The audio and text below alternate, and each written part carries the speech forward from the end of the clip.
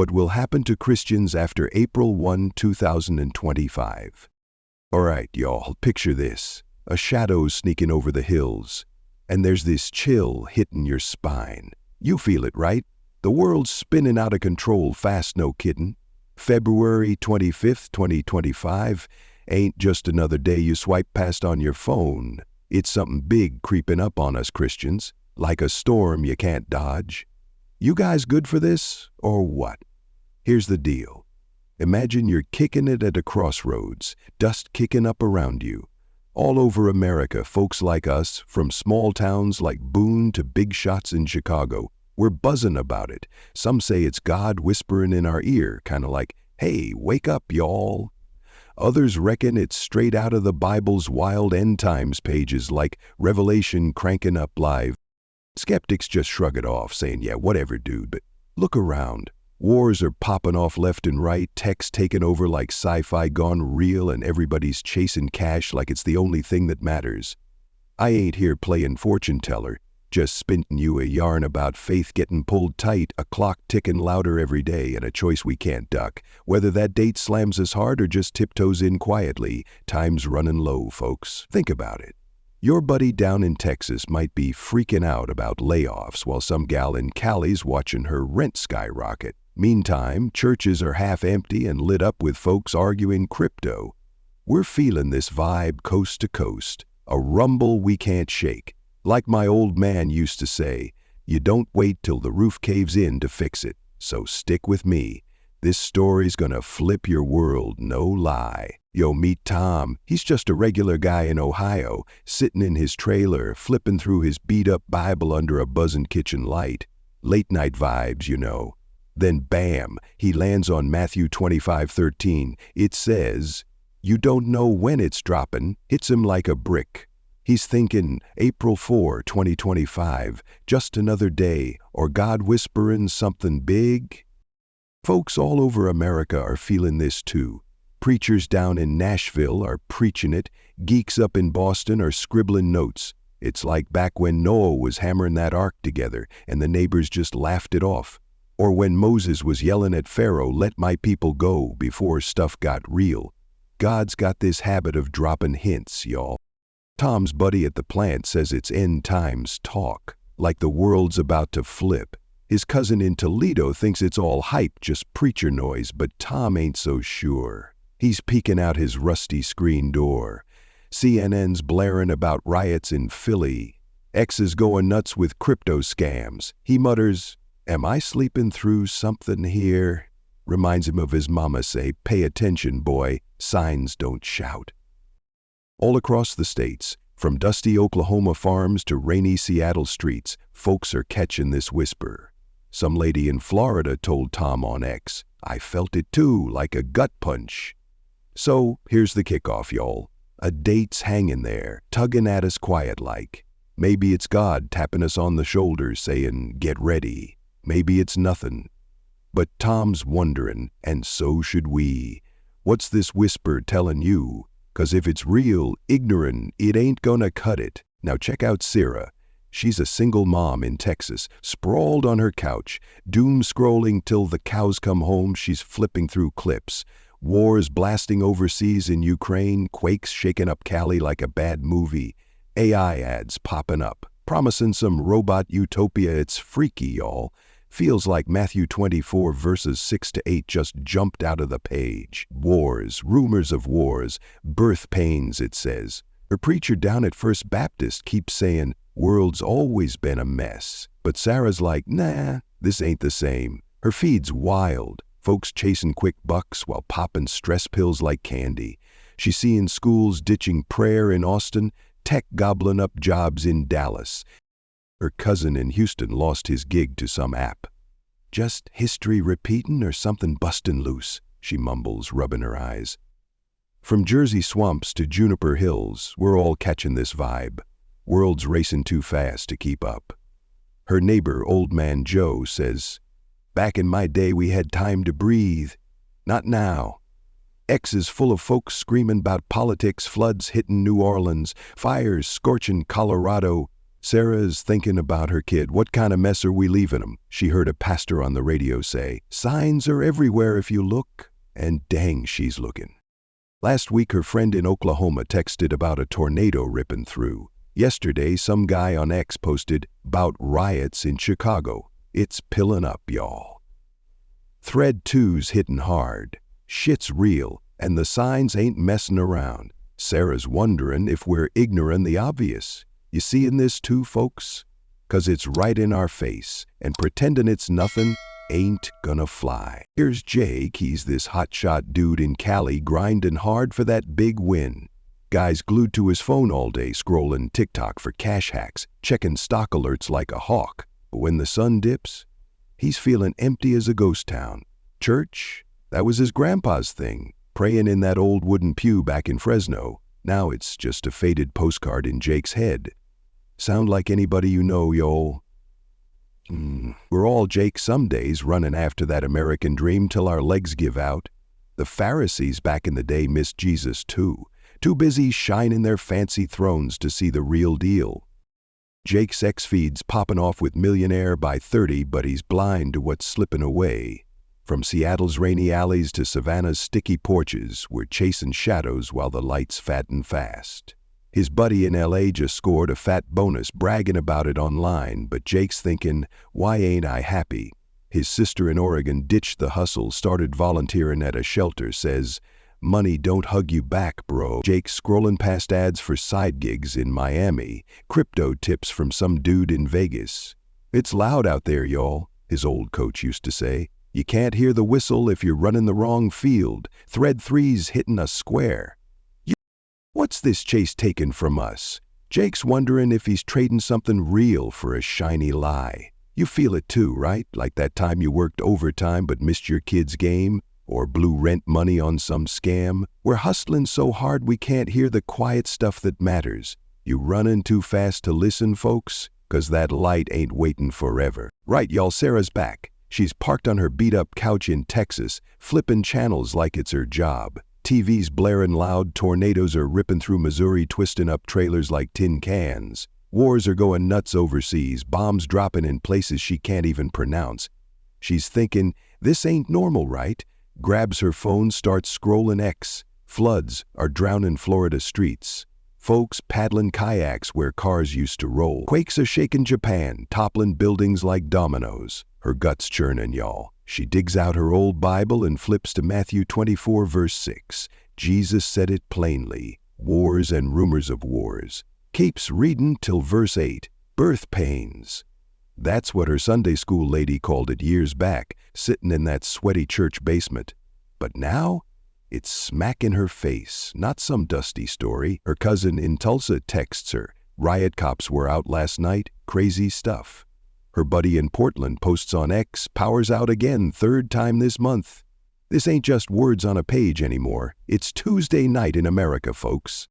She's scrolling more, seeing posts about wildfires torching Cali hills, smoke choking whole towns. Some dude in Alabama's talking about a hurricane brewing in the Gulf, saying it's coming fast. Sarah's like, dang, it's piling up. Coast to coast, people are whispering, this the big one? Her neighbor, old lady June, hobbles over with coffee, says, world's been wild before, sugar, but this feels different. June's lived through storms, wars, you name it, but her eyes are wide now. Sarah nods, thinking about her kid asleep upstairs. What's this mess gonna mean for him? She's heard preachers on AM radio, voices crackling through static saying, signs are popping off if you ain't blind.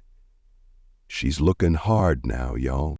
Last week, her friend in Oklahoma called, voice shaken. Tornado took half the block, Sarah. The day before that, some gal on X posted pics of a sinkhole in Kentucky swallowing a barn whole. Her uncle in Georgia keeps ranting about droughts drying up his crops, saying, ain't seen this in 50 years. It's hitting everywhere, folks. Sarah's mind's racing. She remembers her preacher quoting Jesus. You'll hear of famines, quakes in all kind of places. That's checking boxes left and right. Her sister in New York texted about a blackout that shut down subways. Folks stuck underground for hours. X is blown up with videos, people yelling, ends near. Sarah ain't sure about that, but she's feeling something heavy. She steps outside, crickets humming in the dark. Sky's clear tonight, but it's like it's whispering secrets. Her grandpa used to sit on this porch, pointing at stars, saying, "God's talking up there, girl, you just gotta listen." She's trying now. Her buddy from high school living in Montana called last month about a freak snowstorm burying cattle. "Never seen it this bad," he said. "News keeps flashing about war spreading, Russia, Middle East, you name it." Sarah's thinking this ain't just weather and fights. It's bigger, y'all. She pulls up X again, sees a pastor in Ohio posting, "Matthew 24's live, open your eyes." Her heart's thumping. Thread one's landing hard. She's wondering about lessons here. Her mama always said, "Trouble wakes you up, shows you what's real." Sarah's seeing it. Folks in her town are still grilling burgers, watching football, acting like it's all good. But she's catching this vibe, a rumble rolling through America. Her friend in Louisiana posted about floods washing out bridges, saying, "Feels like a warning." Sarah's old youth pastor used to preach, "God don't shout till you're deaf." Maybe this is the shout starting soft. She's thinking about value too. All this chaos and folks is still chasing paychecks, ignoring the sky falling. Her brother in Arizona lost his house to a fire last year, and he said, "Stuff don't matter when it's gone." She's holding that close now. Sarah sits back, Bible on her lap. X is still buzzing, folks arguing about politics while the ground shakes. She's wondering, we missing the point? Thread one screaming, y'all. Sky's talking loud as a freight train, and we're right under it. Her kid's future's on her mind. She whispers, "What's this mean for us?" Maybe it's time to stop scrolling, start listening. You hearing this too, folks? 'Cause it's roaring and playing dumb ain't an option no more. All right, y'all, Jake's back in the game. He's this Cali dude, hunched over his MacBook, eyes locked on Bitcoin charts like they're gonna sprout gold. Guy's deep in it, watching webinars till midnight, scrolling X for them hot tips, passive income 101. He's all about that hustle life, chasing the big bucks. But then there's his pal Mike, sitting across the coffee shop table, sipping black coffee, looking chill as can be. Mike ditched that whole grind scene a while back, swapped it for praying and helping out at the local food bank. Jake's like, "Whatever, man, you're missing out," but inside he's feeling hollow as an old barn. X is blowing up with ads, folks bragging about their side gigs from Miami to Minneapolis, but Jake's wondering, why ain't this filling me up? Bible's got a take on this, y'all. Them Pharisees back in the day were running around, polishing their crowns, too busy to spot Jesus standing right there. Jake's living that rerun.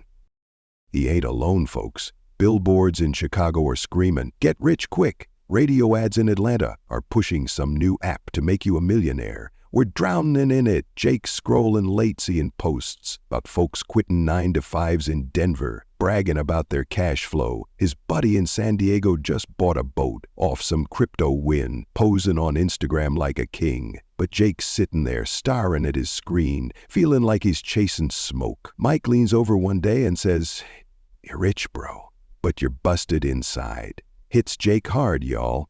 He's thinking about his sister in Portland who gave up her fancy tech job to teach kids, saying, "Peace beats paychecks, Jake." He's seen it everywhere now. Folks in his apartment building are glued to phones, talking stocks, ignoring the neighbor who just lost her job. Jake's mind drifts back to his old man who worked the fields in Fresno, never had much but always had enough. "My parents used to say, 'Money buys bread, not love, son.'" Jake's laughing at that now, 'cause he's got bread but no warmth. X has got this dude in Texas posting $1,000,000 by 40, and Jake's like, "Cool, but then what?" Thread 2's sneaking in, y'all. This trap's real sneaky. Shiny bait dangling in front of us, but it ain't got no meat on it. He's scrolling past some gal in Vegas selling her 5 steps to millions, thinking, "I'm falling for this crap." His cousin in Ohio lost his savings on a scam last year and cried on the phone, "Shoulda known better, man." Jake's feeling that sting too.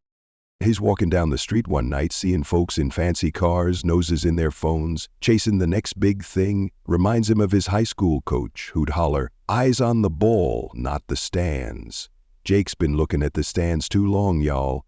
His barber in LA, Tony, keeps it real, says, folks out here working double shifts for stuff they don't need. Jake's nodding, 'cause he's been there, pulling all-nighters for a paycheck that don't hug back. He's thinking about value now.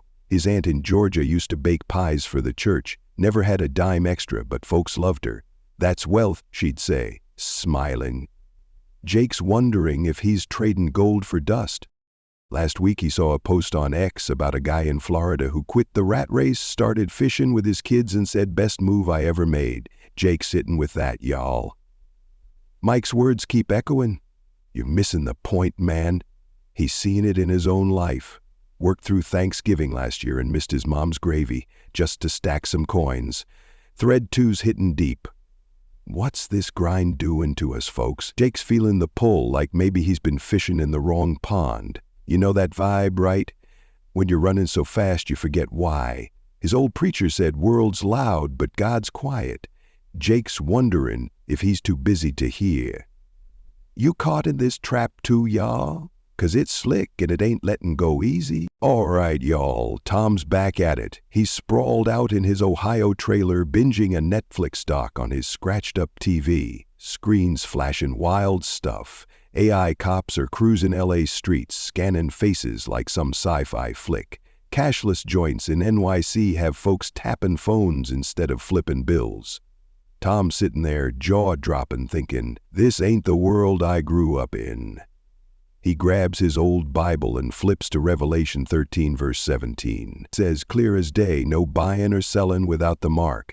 He ain't one of them tinfoil hat folks swearing the government's hiding aliens, but this is hitting close.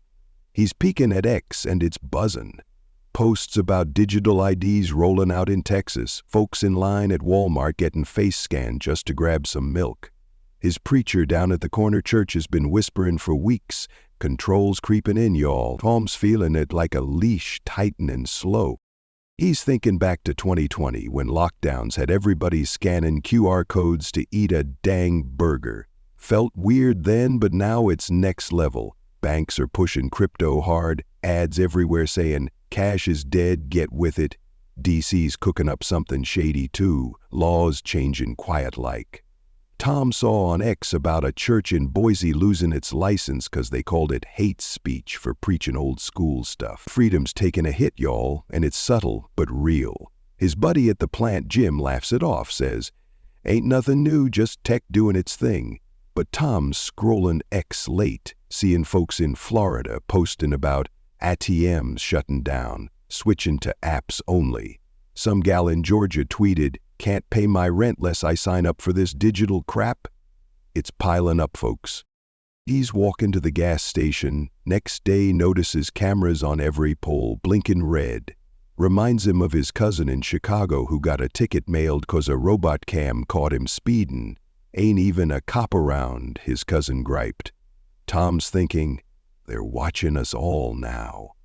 X's got posts about smart fridges in Cali, locking folks out till they update some app. His sister in Philly says her grocery store's got no cash lanes left, just tap or bounce. She texted him. Feels like we're stuck in a machine, Tom.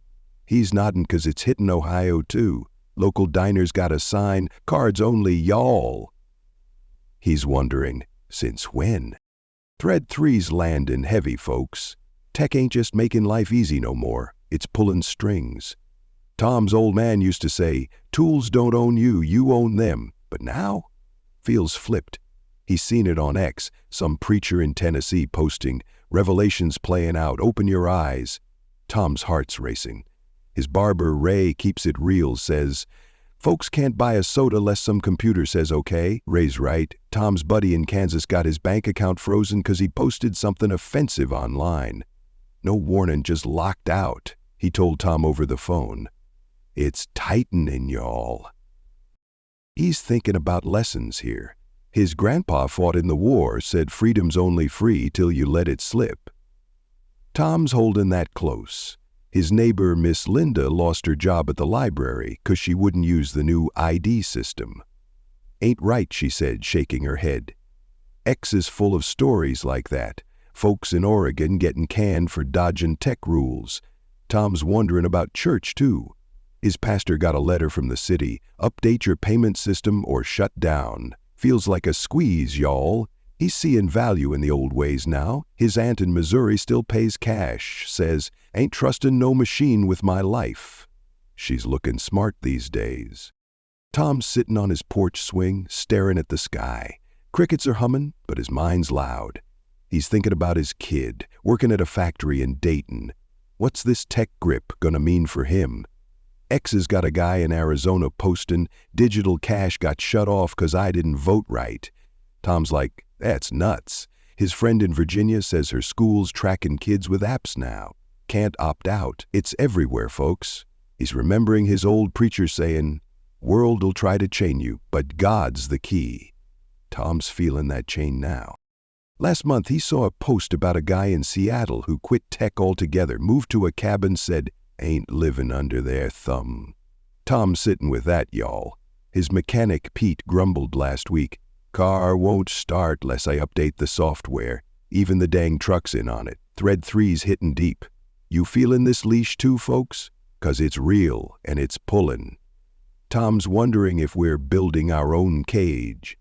His uncle in Texas used to say, you don't see the trap till it snaps. Maybe it's snapping now. He's thinking about fighting back, keeping cash, ditching apps. His preacher's voice echoes, don't let it own you, son. Tom's nodding. This ain't paranoia, y'all. It's happening. You seeing it creeping in? All right, y'all, Sarah's ex-feed's turned into a dang circus lately. She's scrolling through, seeing yoga pastors popping up with their chill vibes, preaching, God's cool with whatever, folks. Then there's these slick talkers saying, just believe what feels good, no rules needed. She's sitting there in Texas thinking, this ain't right. Flips her Bible open to Matthew 24, verse 10. Jesus warned it clear, deceivers gonna mess folks up, and dang, they're everywhere now. Her aunt down in Lubbock bought into some shiny preacher's spiel on TV, all smiles and no grit. He said God's just love, no judging. Her aunt gushed over the phone. Sarah's like, that's half the story, y'all. From Denver's snowy hills to Detroit's gritty streets, this stuff's spreading fast. New age junk is mixing with gospels that skip the hard parts, like sin ain't a thing no more. She's digging deeper 'cause her church split over this mess a while back. Half the folks walked out when the pastor stuck to the old book, saying, truth don't bend. The other half wanted feel-good sermons, no heavy lifting. Sarah stayed put, but she's seeing it on X now. Some dude in Cali posts, God's whatever you want him to be. Another gal in Florida's selling crystals with a side of Jesus saying, it's all the same vibe. Lies sneaking in sweet, y'all, wrapped up in just enough truth to trick you. She's thinking about a cousin in Memphis who fell for a podcast guru pushing you're your own savior. Ended up broke and lost, calling Sarah crying, I should have seen through it. Thread 4's hitting her hard now. She's pulling up John 8 verse 32, truth's what sets you free. That's her anchor, folks. She's spotting fakes a mile off these days. Her buddy in Austin got sucked into some Manifest Your Destiny group, ditched church, now he's all confused. They made it sound so good, he told her over beers. Sarah's nodding 'cause she's seen it too. Her old youth pastor used to say, devil don't come ugly, he comes pretty. She's feeling that now. X has got folks in Ohio posting about a preacher who says, hell ain't real, relax. Her neighbor, Miss June, heard it on the radio too, said, sounds nice, but it's hollow sugar. She's thinking about lessons here. Her grandpa back in the day would sit her down, saying, if it's too easy, it's a lie, girl. He'd tell stories about folks in his town getting conned by smooth-talking salesmen, losing farms 'cause they didn't check the fine print. Sarah's holding that close. Her friend in New Orleans got tangled in some spiritual wellness scam and paid big for classes that left her empty. Felt good till it didn't, she admitted.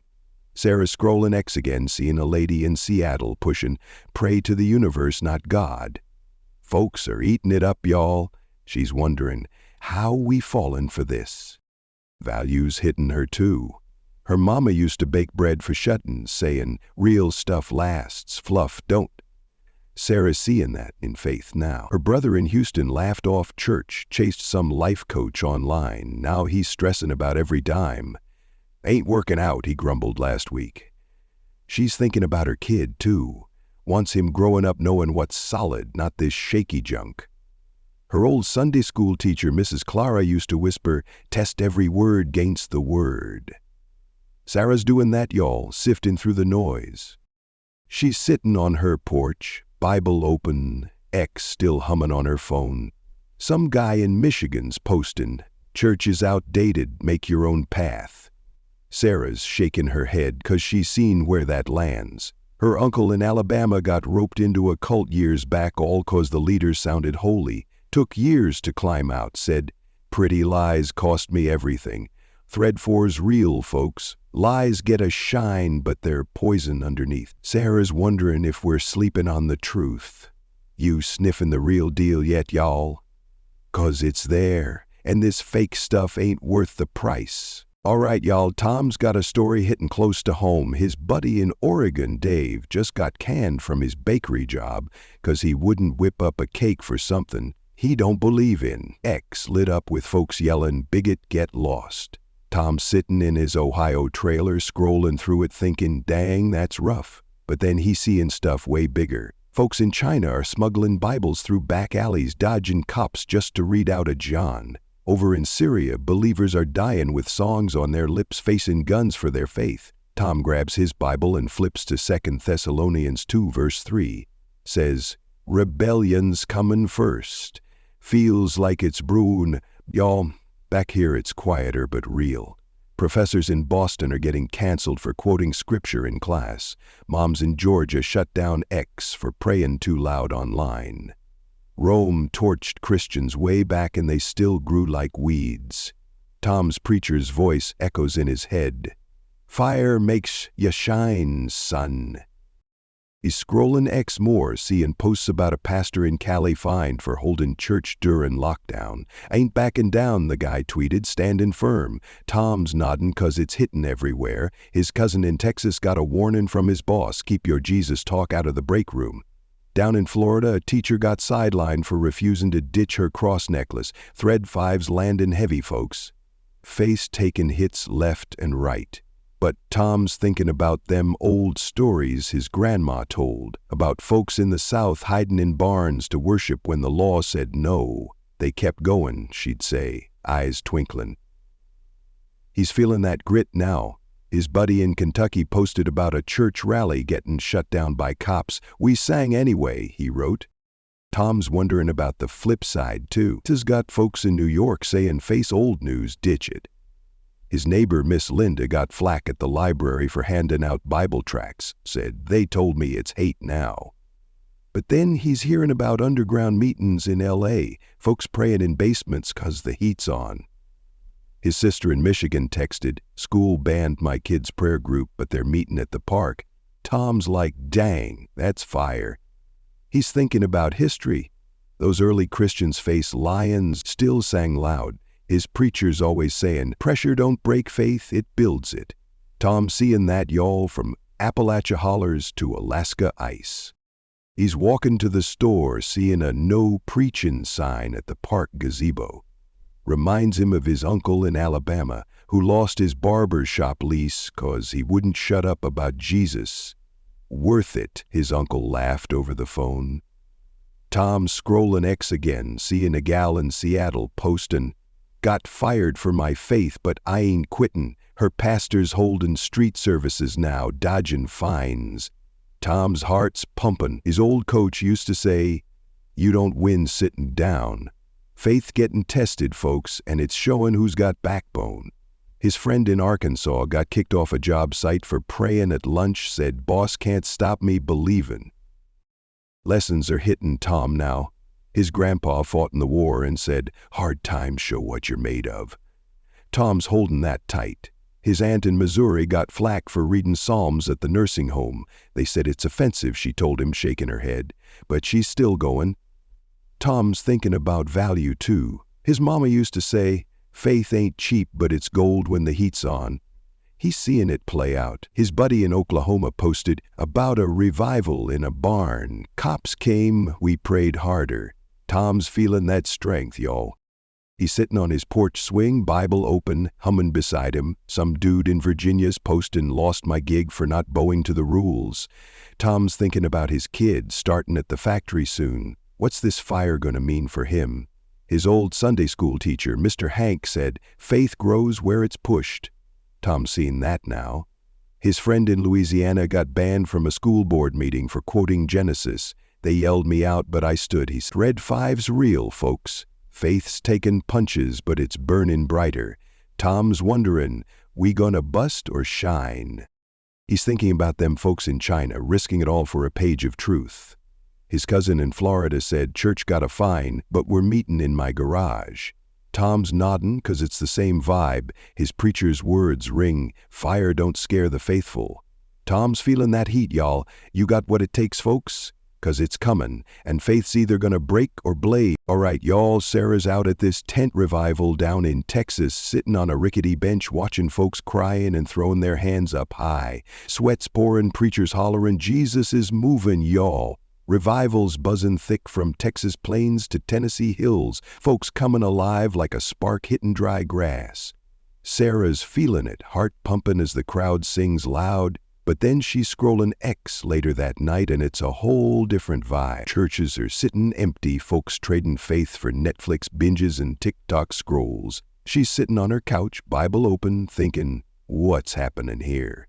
It's wild 'cause the scriptures got both sides covered, falling away in fire happening all at once. Her cousin in Dallas is all in, praying every night, telling her, something big's coming, Sarah. But her boss at the diner just bailed on church, says, ain't got time for that no more.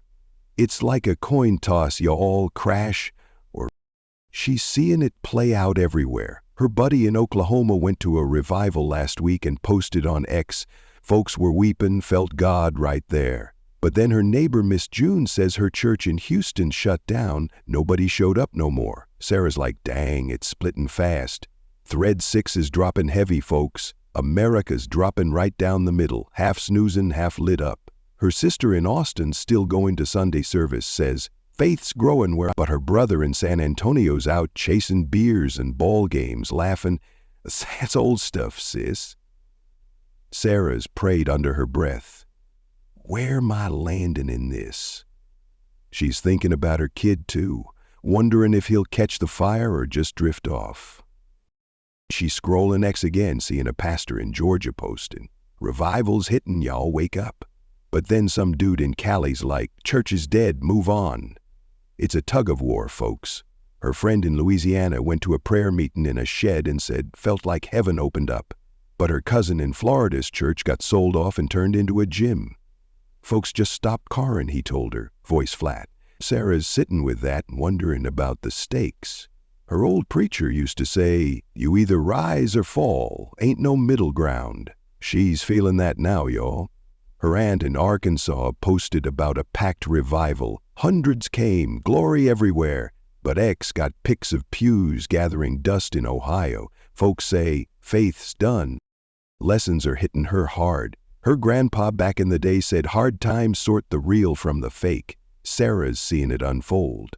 Her buddy in Tulsa quit his job to preach on the streets, says, God's calling me now. But her old high school pal in Seattle's mocking it on X. Y'all still believe in that fairy tale? She's thinking about value too.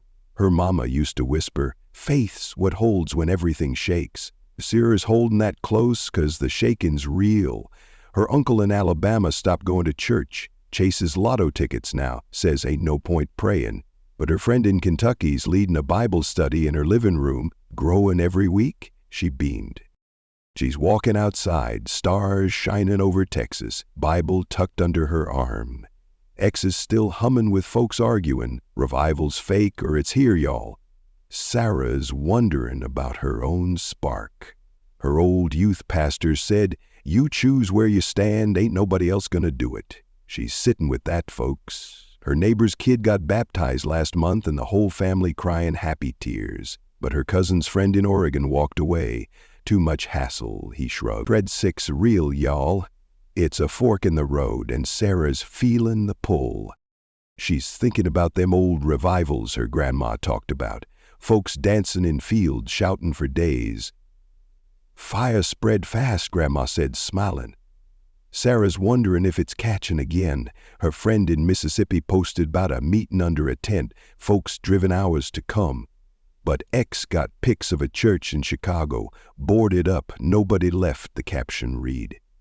Sarah's pray, "Keep me awake, Lord." Her old man used to say, "You don't see the tide till it's at your door." She's seeing it now, y'all. You got a spark, or you out cold, folks? 'Cause this ain't sitting still, it's moving, one way or the other. Tom's old man swore by Ezekiel 37, always saying, "Watch Israel, that's God's clock."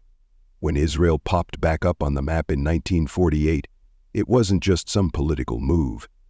It was a prophecy unfolding in real time. People back then saw it, but how about a lot of folks today? They treat it like ancient history. But now, missiles are flying, headlines are screaming, and the world is watching. Tom flips on his truck radio, and every station is buzzing about the latest conflict in the Middle East. Jerusalem is on edge. The news anchor says another attack just hit near the Golan Heights. Tom grips the wheel tighter. His dad always said, "When Israel shakes, the world feels it." And man, that feels true now more than ever. Zechariah 14:4 paints a picture that gives Tom chills. It says that one day Jesus will set foot on the Mount of Olives. That's not some vague poetic idea. That's a location you can pull up on Google Maps. Scholars have been talking about this for decades. Some say it is just symbolic, but others, they see the pieces falling into place. The tension, the alliances, the division. It is like a script written long before anyone knew what was coming. Tom's friend Mike is a history buff, and he lays it out straight. He says, look at every major empire that messed with Israel. They all crumpled. Babylon, Rome, the Ottomans. Coincidence? Maybe. But look at the pattern. Tom listens, nodding, because deep down he knows Mike has a point. Nations rise and fall, but Israel? Somehow, against all odds, it stands. Even people who do not care about the Bible admit that Israel is different. It is a tiny country surrounded by enemies, yet it is one of the most talked about places on the planet. Why? What makes it so important? Why does it matter if a rocket flies over Tel Aviv or if diplomats argue about borders? It matters because, whether people realize it or not, it is a piece of a much bigger plan. Back home, Tom pulls out his old Bible, flipping to Psalm 122:6. His dad used to quote it all the time, "Pray for the peace of Jerusalem." He always said that the verse was not just a suggestion, it was a call to action. But what does that mean now? How do you pray for a place that is constantly under fire? Sarah, Tom's cousin, sees it from another angle. She watches a lot of political debates and shakes her head at how divided people are over Israel. Some say it should stand alone. Others say it needs global control. Some call it a religious issue. Others say it is just about land. But Sarah knows history. Every time people tried to erase Israel, it bounced back stronger. She saw a documentary once about how, in 1967, during the Six-Day War, Israel faced overwhelming odds but came out victorious. Military experts called it impossible, yet it happened. That is not just strategy, she says. That is something bigger at play.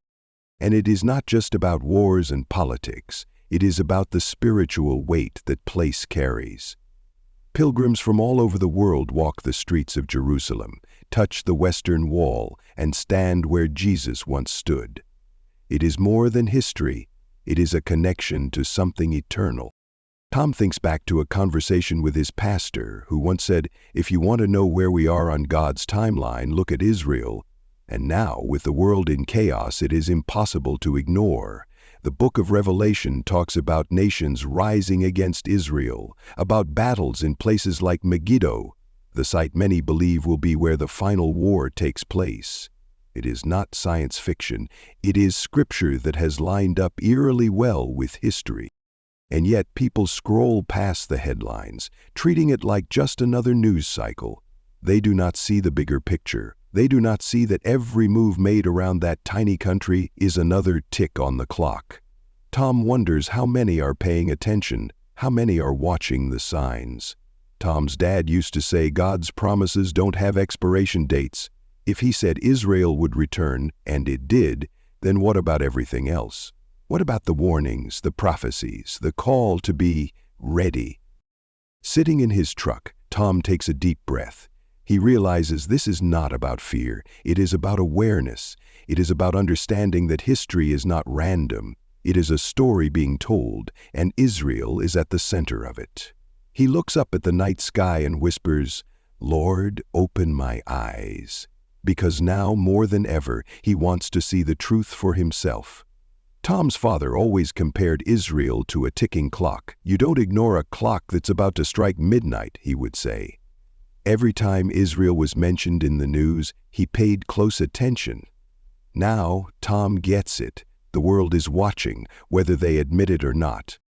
Even in places far from the Middle East, people are starting to feel the ripple effects. Economic shifts, political alignments, rising tensions, it all connects back. Some friends say it is just a coincidence, but Tom has read too much scripture to buy that. He pulls up an article about Israel's latest defense strategies. The technology they are developing is unmatched. Some of the world's greatest minds work there, but no technology can stop prophecy. That is what sticks with Tom. The nations can try to outsmart the future, but what is written is written. Jake's grandpa was a different kind of man, the kind who woke up before the sun, put his boots on, and prayed before his feet even hit the floor. He did not need an alarm clock. His body just knew. That was the kind of discipline he had. He worked hard, took care of his family, and never let a day go by without cracking open his old, worn-out Bible. Jake remembers sitting in his grandpa's kitchen as a kid, watching him sip black coffee, staring out the window like he saw something nobody else did. "Son," he used to say, "folks today don't know how to live on the edge. They are soft, scared to get their hands dirty, scared to stand for something." At the time, Jake did not fully get it. He figured his grandpa was just talking about work ethic or tough times. But now, looking at the world around him, he understands. People are not just physically soft, they are spiritually soft. They drown themselves in entertainment, avoid hard conversations, and run from anything that might test them. Back then, early Christians lived on the edge. They faced real consequences for their faith: jail, exile, and execution. But they did not back down. They did not scroll through endless distractions, filling their minds with nonsense. They had focus, clarity, and purpose. They knew that following Jesus meant risking everything. Jake thinks about his own life. His grandpa would be shaking his head if he saw him now, spending hours on his phone, chasing whatever trend promises the fastest cash. No discipline, no real direction, just floating. His friend Mike, on the other hand, took a different route. Mike cut out all the noise, quit social media, stopped chasing the hustle, and got serious about faith. Jake used to tease him for it, called him old-fashioned, but deep down, he wonders if Mike figured something out. One night, Jake's crypto investment tanked. He sat there, staring at his laptop screen, feeling sick. He had spent so much time chasing an easy win, and just like that, it was gone. He thought about calling Mike, but hesitated. What was he going to say? That he felt empty? That he was starting to wonder if all this chasing was just a distraction from something bigger? His grandpa would have told him straight, "You build your life on sand, and it is going to wash away. Build on something solid." Jake finally picked up his phone. "Mike," he said, "I think I have been asleep." Mike just laughed. "Yeah, man, we all have. It is easy to sleepwalk through life, to go through the motions, chase success, numb yourself with distractions, and never really ask the hard questions. But at some point, everyone hits a wall. Some people just ignore it and keep running. Others stop and start paying attention. The Bible is full of wake-up calls. Jesus did not call people to comfort, he called them to courage. He warned that following him meant taking risks, standing firm when the world pushed back, and not giving in to fear. The disciples got it. They walked straight into danger because they knew this life was not the end of the story. Jake knows he has a choice. He can keep chasing shadows, or he can wake up and start living for something real. It is not easy, it is not comfortable, but maybe, just maybe, it is worth it. He looks out the window just like his grandpa used to. The world is changing fast. People are losing themselves in the noise, but a few, just a few, are starting to wake up. He wants to be one of them. Living on the edge is not about being reckless. It is about being aware. It is about standing firm when everything around you is shaking. It is about knowing who you are and what you believe and being willing to fight for it. Jake takes a deep breath. The line has been drawn. The choice is his. He remembers his grandpa telling him stories about men who stood their ground, men who lost everything for what they believed in. "You think faith is just a Sunday thing?" his grandpa asked once. "Faith's a battle. Every day you pick a side." Jake thinks about those words now. He looks around at a world where people are terrified of standing for anything, afraid of being canceled, afraid of being different, afraid of being wrong. But real faith does not blend in, it stands out. Maybe that is what his grandpa meant about living on the edge. Not reckless, not foolish, but willing to stand when others bow. Willing to speak when others stay silent, willing to live for something bigger than himself. Sarah is drowning in noise, not the kind you hear with your ears, but the kind that fills your mind, clutters your thoughts, and makes it impossible to focus. Her phone is always buzzing. News, updates, podcasts, text messages, social media notifications. It never stops, and honestly, she has gotten so used to it that silence feels uncomfortable. She sits in her car after work, scrolling through her feed, half listening to some influencer talk about productivity hacks. Her pastor mentioned something last Sunday about listening to God's voice. But how is that even possible with all this noise? How do you hear a whisper when the world is screaming? John 10:27 keeps running through her head. "My sheep hear my voice, and I know them, and they follow me." She knows the verse, but she cannot remember the last time she actually felt like she heard anything from God. Maybe it is because she has not been listening. She remembers her grandmother, a woman of deep faith.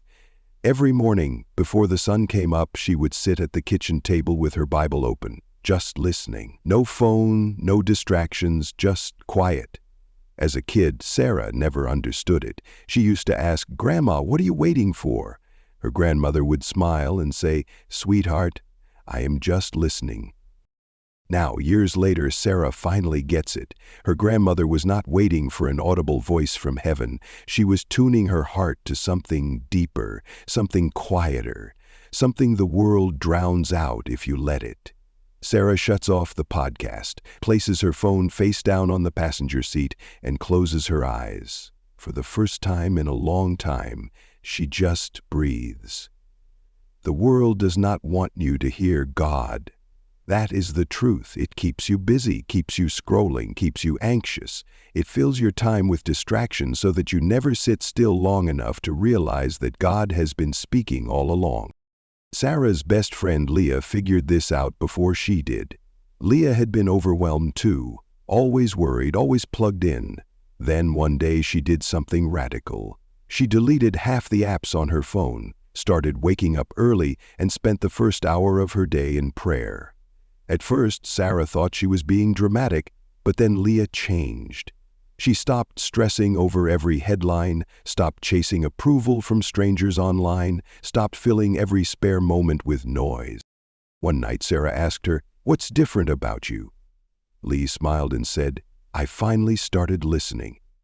Sarah thinks about that as she sits in the silence of her car. Maybe that is what she needs, too. Not another sermon, not another self-help book, not another voice telling her what to do. Just space to listen. She picks up her phone and flips to Psalm 46:10. "Be still and know that I am God." How often does she actually do that? Be still. Not plan, not worry, not scroll, just be. Her dad used to tell her that hearing God is not about volume, it is about position. You got to be close enough to hear a whisper, he would say, and the only way to do that is to stop moving for a second. Sarah wonders how many moments she has missed because she was too distracted. How many times God was guiding her, nudging her, trying to get her attention, but she was too busy staring at a screen. She starts making a plan. Less time online, more time in the Word, less filling the silence with noise, more sitting in the quiet just like her grandma used to. Hearing the shepherd is not about God speaking louder. It is about us quieting down enough to listen. The next morning, Sarah wakes up early, not because she has to, but because she wants to try something different. She makes coffee, grabs her Bible, and sits by the window. For the first time in a long time, she does not check her phone first. She reads a few verses, then just sits there. It feels strange at first, like she should be doing something. But then she remembers what her grandma said, "Sweetheart, I am just listening." And in that stillness, in that moment of quiet, she feels it. A peace she cannot explain, a clarity she has not had in years.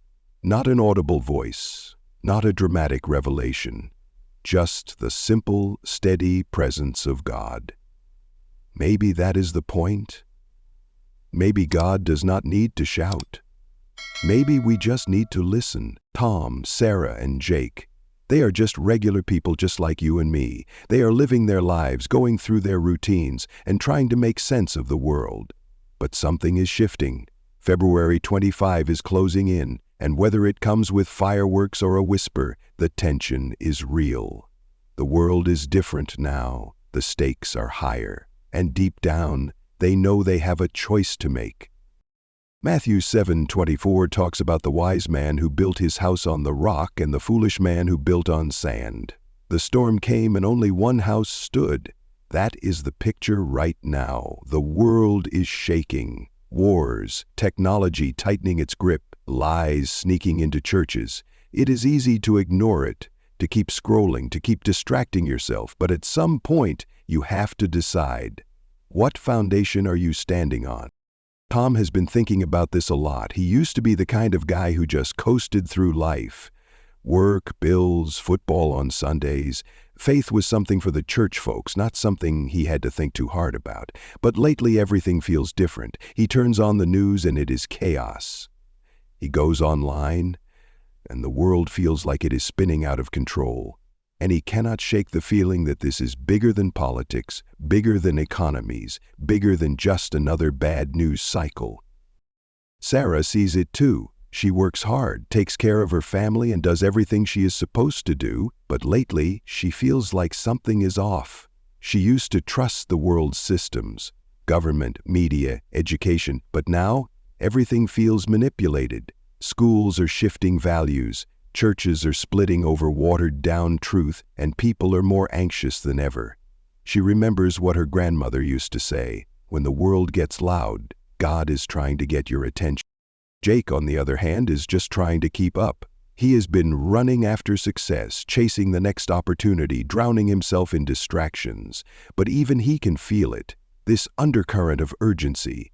He has been ignoring it for a while, pushing it aside, telling himself he has time. But time feels like it is speeding up, and the more he thinks about it, the more he realizes that he has been standing in the middle of the road for too long. At some point, you have to pick a side. This is not fear-mongering, this is reality. Rome fell, but the faith of the early Christians exploded. Why? Because pressure creates clarity. You either stand firm or get swept away. And right now, we are in that moment. The line in the sand is being drawn. Sarah flips through her Bible and lands on Revelation 3:16. "Because you are lukewarm, neither hot nor cold, I will spit you out of my mouth." She used to think that verse was harsh, but now she gets it. Being in the middle is not an option anymore. You cannot have one foot in faith and one foot in the world. At some point you have to commit. Tom is starting to see it too. He remembers hearing about the old days, when believers were willing to risk everything for their faith. Today, it is easy to be comfortable, easy to blend in, but maybe that is the problem. Maybe faith was never supposed to be comfortable. Maybe it was always supposed to be a choice, a stand, a commitment that actually cost something. Jake is still wrestling with it. He has built his life chasing things that do not last: money, success, influence, but deep down he knows none of it is enough. He remembers his grandfather talking about faith like it was the most important thing in the world. Back then he did not get it, but now he is starting to. The world is shifting. People are waking up. Some are digging in, holding on to truth, refusing to compromise. Others are falling away, swept up in the lies, the comfort, the convenience of fitting in. And then there are the ones in the middle, the ones waiting, watching, undecided.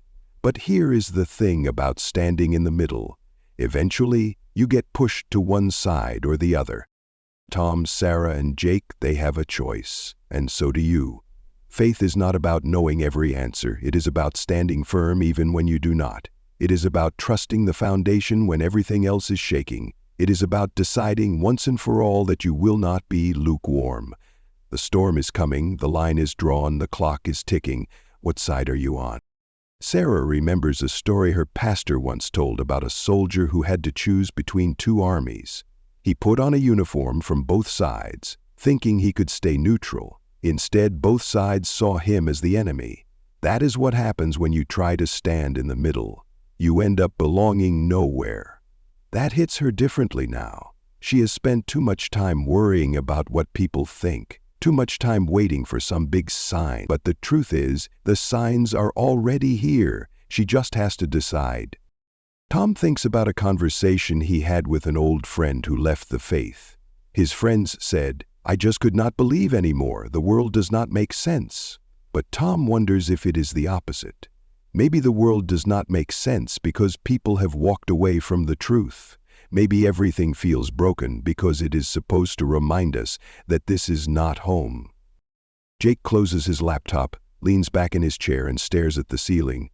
He has spent years building something that could crumble in an instant. But faith? That is different.